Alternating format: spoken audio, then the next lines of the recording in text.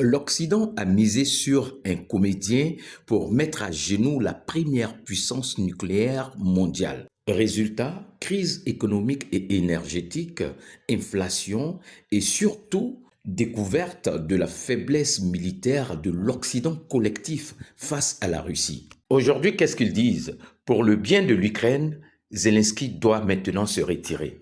Le comédien que l'Occident collectif a transformé en chef de guerre, en le présentant comme un leader inspirant, ne fait plus partie des solutions pour mettre fin au conflit avec la Russie. Il est maintenant le problème. Et quand Zelensky va tomber, ils feront croire qu'ils ne l'ont jamais encouragé dans cette bêtise. Et c'est ça l'Occident.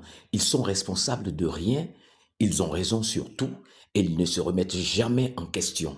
Et je l'ai toujours dit sur CSTV, ils ont vendu à l'Ukraine l'illusion d'une victoire contre la Russie. Résultat, c'est ce que vous connaissez tous. L'Union européenne, incapable d'assurer sa propre sécurité face à son échec cuisant, estime que la Russie représente une menace existentielle. Et évidemment que oui, puisque l'Union européenne s'est attaquée à l'ours.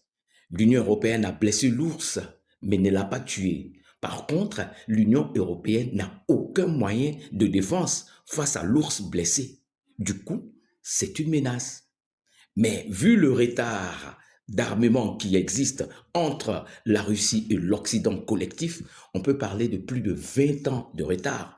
Comment est-ce qu'ils vont rattraper tout ça? Le comédien qui croyait que c'était un scénario hollywoodien, acclamé par toutes les chancelleries occidentales, se retrouve dans la tourmente.